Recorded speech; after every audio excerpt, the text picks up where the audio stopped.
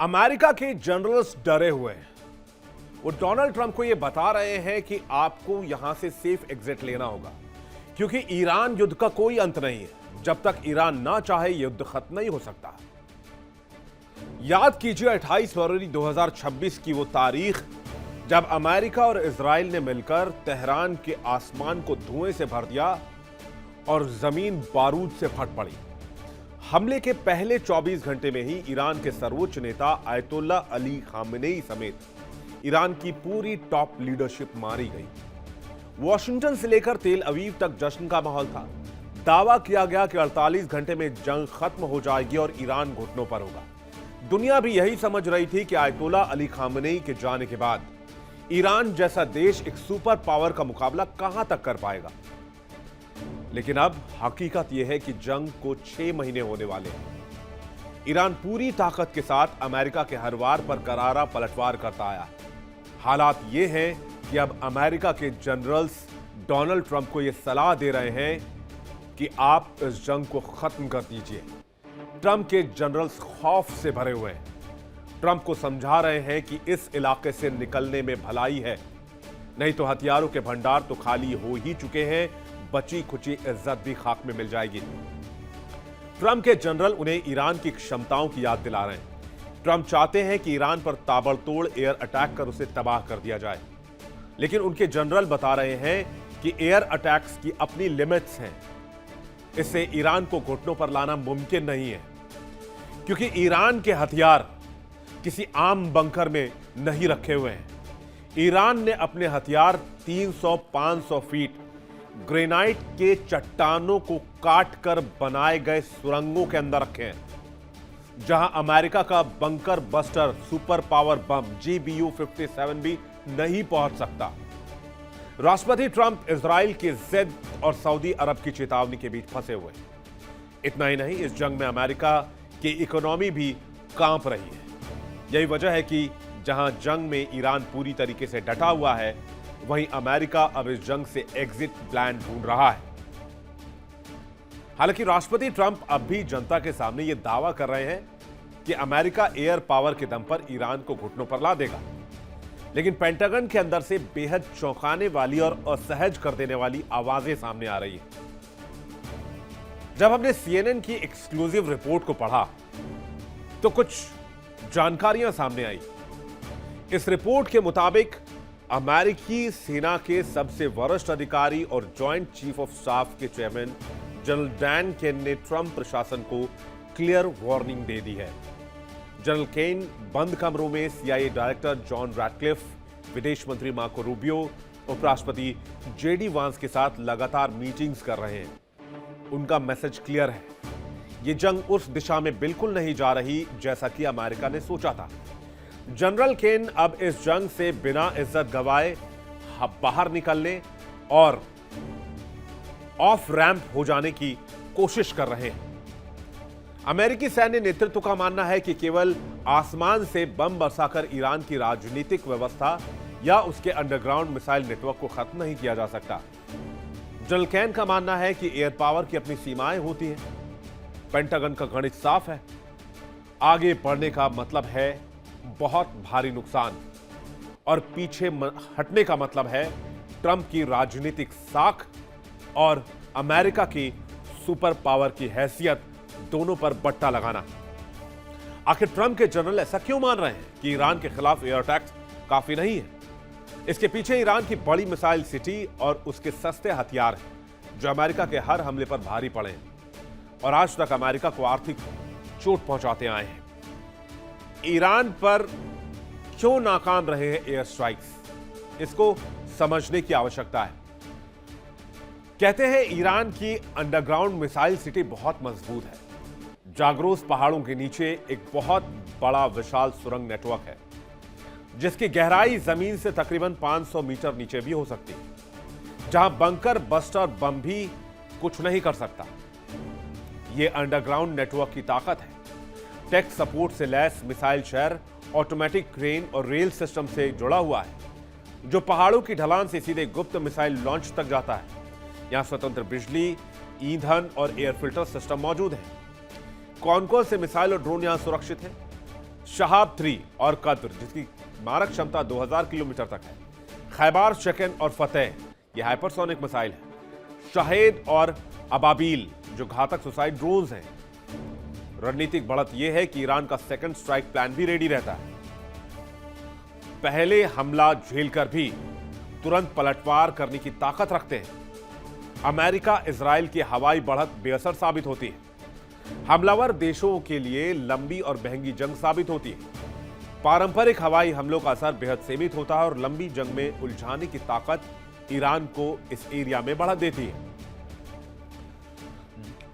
इसलिए Donald Trump इस समय इतिहास के सबसे जटिल कूटनीतिक चौराहे पर खड़े हैं। उनकी मुसीबत यह है कि उनके दो सबसे बड़े सहयोगी उन्हें दो बिल्कुल विपरीत दिशाओं में खींच रहे हैं। एक तरफ उनका सबसे पक्का दोस्त इजराइल, जो चाहता है कि अमेरिका इस जंग को अंजाम तक पहुंचाए, ईरान के परमाणु और सैन्य बुनियादी ढांचे को हमेशा के लिए जड़ से उखाड़ फेंके। इजराइल इसे अपने अस्तित्व की लड़ाई मान रहा है। लेकिन दूसरी तरफ खाड़ी में अमेरिका का सबसे बड़ा रणनीतिक साझेदार सऊदी अरब और दूसरे गल्फ देश, जो पर्दे के पीछे से वॉशिंगटन पर युद्ध तुरंत रोकने का भारी दबाव बना रहे हैं। जुलाई के अंत में जब ट्रंप एक बड़े मैसिव हमले का आदेश देने वाले थे, तो सऊदी अरब और खाड़ी देशों ने साफ चेतावनी दी थी कि अगर अटैक हुआ तो ईरान जवाब में रियाद, अबू धाबी और दोहा की तेल रिफाइनरियों और बुनियादी ढांचों को शमशान बना देगा। गल्फ देश ये समझ चुके हैं कि अगर जंग लंबी खिंची तो ये लड़ाई अमेरिका की जमीन पर नहीं लड़ी जाएगी। अमेरिका तो हजारों मील दूर सुरक्षित रहेगा, लेकिन गल्फ के देश जो आर्थिक धुरी बन चुके हैं दुनिया के एक बड़े हिस्से के लिए, जो पर्यटन साम्राज्य डेवलप कर चुके हैं, टूरिस्टों के लिए जो स्वर्ग माने जाते हैं, वहां सिर्फ शमशान और कब्रिस्तान बचेंगे। और यह आशंका बेमानी नहीं है, क्योंकि इस जंग में ईरान ने खाड़ी में अमेरिकी बेस के साथ साथ उसके सहयोगियों के शहर, बुनियादी ढांचों, तेल रिफाइनरियों को नुकसान पहुंचाकर दिखा दिया कि बेशक उनका शागिर्द अमेरिका हो, वो अमेरिकी सुरक्षा कवर में हो, लेकिन ईरान के सामने किसी की एक नहीं चलेगी। खाड़ी में मची तबाही के रिपोर्ट कार्ड को अगर आप देखेंगे तो समझ में आएगा कि खाड़ी के देश क्यों कहां पर हैं, आखिर उनके घबराहट की वजह क्या। आइए आपको दिखाते हैं। इस लड़ाई का जो ब्यौरा निकल कर आया है, अभी तक कुल आर्थिक झटका करीब 9.8 लाख करोड़ से ज्यादा का हो चुका है। अनुमान लगाइए इस रकम में इतने शून्य लगेंगे कि गिनती कम पड़ जाए। जो अमेरिकी कंपनी अरामको है, चाहे जो सऊदी में बेस्ड है, उसकी तेल रिफाइनरी की क्षमता 40% तक गिर गई। तेल निर्यात जो कि डायरेक्ट यूएई और फुजैरा दोनों से होते थे, 20 लाख बैरल तक चौपट हो गई है। सऊदी का ऊर्जा ग्रिड अब कैक और खोरैस, जहां तेल क्षेत्रों में रोजाना करीब $80 मिलियन का उत्पादन होता था, वो घाटा हो रहा है। यूएई को लॉजिस्टिक्स का झटका लगा है। जबल अली बंदरगाह का 30% शिपिंग ट्रैफिक और व्यापार प्रभावित है। कतर तो बर्बाद हो गया है। एलएनजी संकट सबसे बड़ा है। रास लाफान से होने वाली 15% वैश्विक एलएनजी आपूर्ति में रुकावट है और सबसे ज्यादा एलएनजी यही एक्सपोर्ट करता है कतर। व्यापारिक मार्ग और वैश्विक असर भी आप देख लीजिए। होर्मुज की नाकेबंदी और सुरक्षा की वजह से 20% वैश्विक क्रूड ऑयल की सप्लाई पूरी तरीके से बाधित है। खाड़ी में टैंकर्स का बीमा प्रीमियम 400% तक उछल गया है। अबू धाबी से 15,000 से ज्यादा अंतर्राष्ट्रीय उड़ानें रद्द हो गई हैं। पर्शियन गल्फ में गैस फील्ड इंफ्रास्ट्रक्चर पर $12 बिलियन का जोखिम है। खाड़ी देशों के एयर डिफेंस इंटरसेप्टर्स पर हर दिन $250 मिलियन का एक्स्ट्रा खर्च आ रहा है। खाड़ी के मुख्य वित्तीय बाजारों में ऐतिहासिक गिरावट है। यह मिडिल ईस्ट की बर्बादी की कहानी है। अगर मैं इसे आसान भाषा में आप तक पहुंचाऊं तो सीधी सी बात यह है कि अमेरिका ने ईरान की बर्बादी की कहानी नहीं लिखी, अमेरिका ने मिडिल ईस्ट की बर्बादी की कहानी लिखी। और जो साथी, जो दर्शक मुझे इस शो पर लंबे समय से देखते आ रहे, जंग से पहले से देखते आ रहे हैं, मैंने ये कहा था कि अगर अमेरिका ने एक भी बुलेट फायर किया तो पूरा मिडिल ईस्ट तबाह हो जाएगा। वो तारीख और आज की तारीख, लगभग 6 महीने का फासला, और 6 महीने में ये कहानी ठीक उसी तरह जा रही है।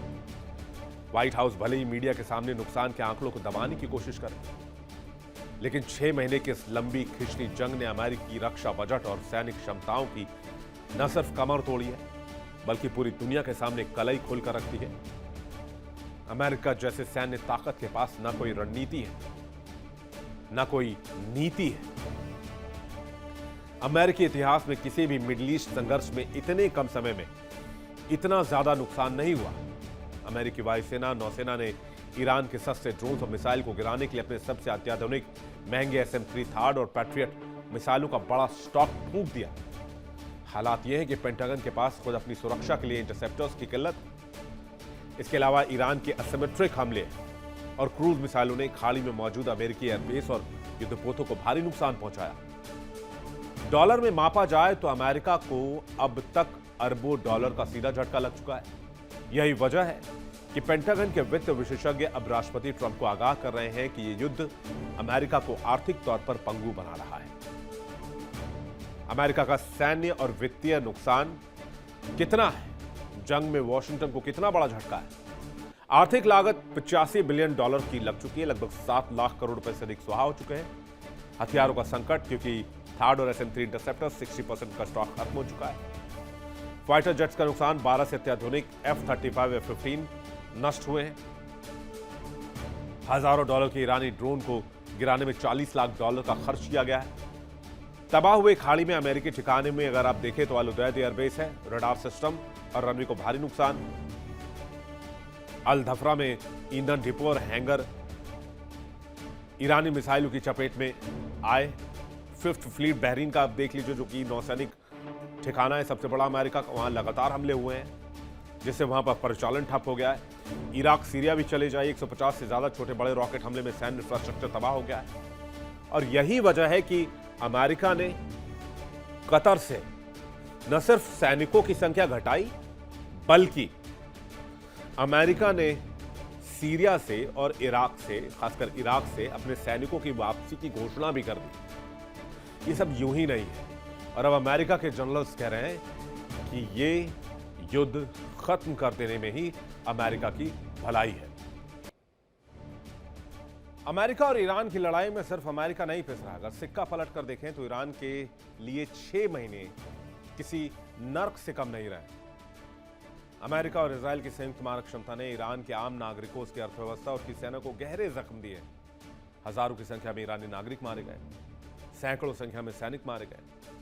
देश का इंफ्रास्ट्रक्चर पूरी तरीके से ध्वस्त हुआ। लेकिन ईरान के लिए सबसे बड़ा खतरा बाहर से नहीं, बम नहीं, बल्कि उसके अंदर सुलगती हुई आग है। राष्ट्रपति मसूद पेजेश्कियान भले ही सार्वजनिक बयानों में यह दावा कर रहे हो कि सरकार और सेना पूरी तरीके से एक है, लेकिन खबरें आ रही हैं कि तेहरान की सत्ता के गलियारों में कुछ ठीक नहीं चल रहा।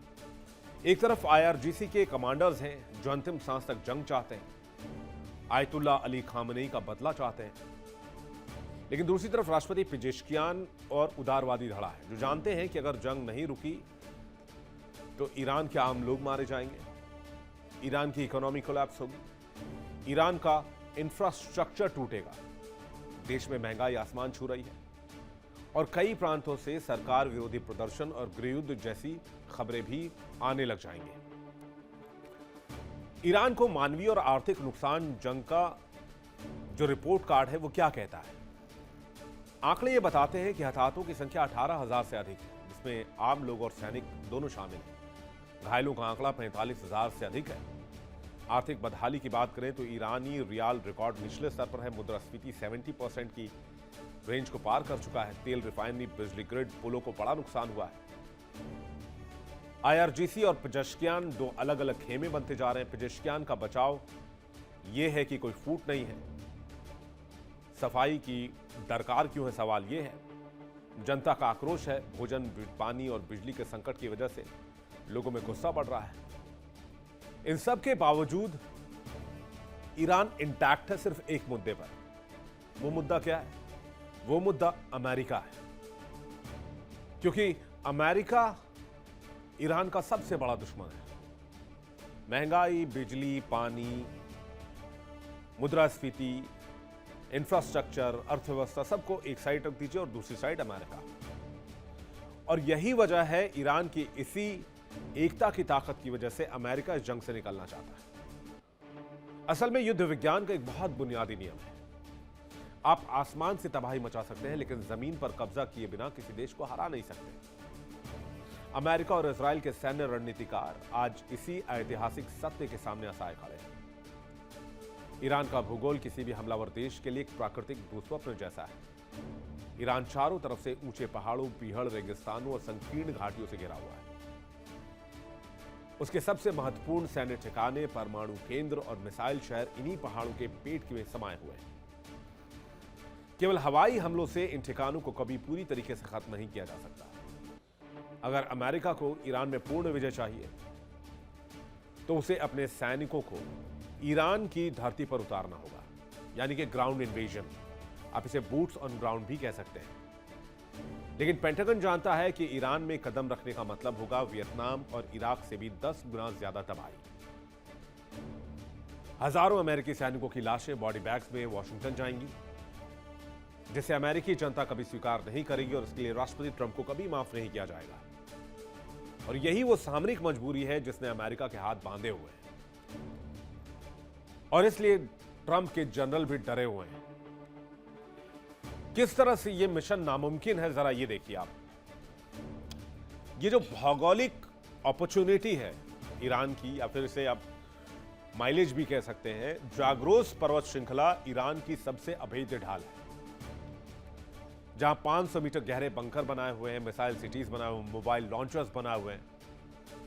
मिसाइल सुरंगों से आते हैं और सुरंग में ही गायब हो जाते हैं। कहते हैं अनंत सप्लाई लाइन है। रूस और चीन से गुप्त तकनीकी सहायता भी इसके जरिए जारी है। और जमीनी युद्ध का खौफ ईरान में उतरने से डर रही इसलिए अमेरिकी सेना। इराक से 4 गुना बड़ा है ईरान का भूभाग। जमीनी हमले में कम से कम 50,000 से ज्यादा अमेरिकी सैनिकों की मौत हो सकती है। और यह वियतनाम से भी बुरा दलदल बन सकता है, क्योंकि अर्बन और माउंटेन वॉरफेयर में ईरानी सेना माहिर है।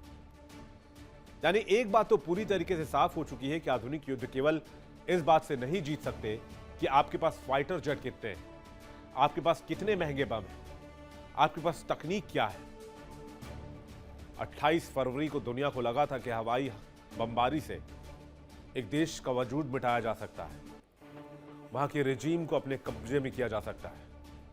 लेकिन आज पेंटागन खुद यह मानने के लिए तैयार है कि केवल एयर पावर से जंग नहीं जीती जा सकती। आज स्थिति यह है कि अमेरिका अगर पीछे हटता है तो अमेरिका की साख और ट्रंप का राजनीतिक करियर दोनों खत्म होगा।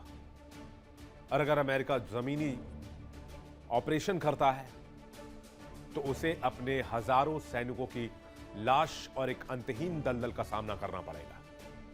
दूसरी तरफ ईरान भले ही मलबे के ढेर पर खड़ा हो और आंतरिक विद्रोह से भी जूझ रहा हो, लेकिन उसे एक बात साबित कर दिया कि उसका असिमेट्रिक वॉरफेयर और उसका मोज़ैक डॉक्ट्रिन दुनिया की बड़ी से बड़ी सैन्य शक्ति के पसीने छुड़ाने के लिए काफी है।